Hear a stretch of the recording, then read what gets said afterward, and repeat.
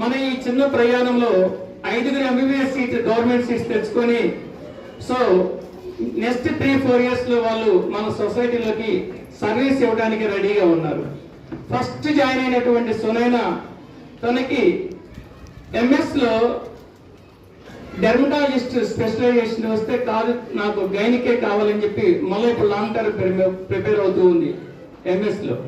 So MS కూడా తను complete చేసుకొని మన గుంటూరులోనే సర్వీస్ ఇవ్వడానికి రెడీగా ఉంది.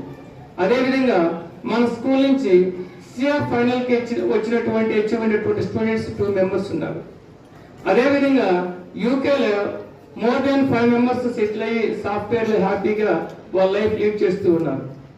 US లో IIT నుంచి US కి వెళ్ళి US లో లైఫ్ లీడ్ చేస్తూ ఉన్నారు.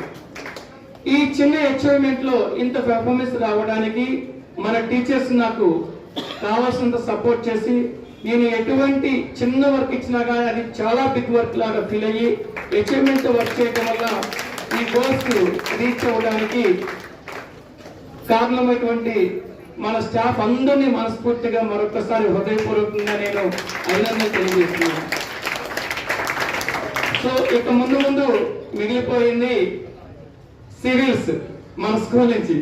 కాబట్టి ఈ 9th 10th బ్యాచ్ వాళ్ళు కూడా సీరియస్ గా ప్రిపేర్ అయ్యి మన స్కూల్ కి ఓ IAS IPS ను తీసుకురావాలని మనస్ఫూర్తిగా ఆ కల కూడా నేను నెరవేర్చుకోవాలని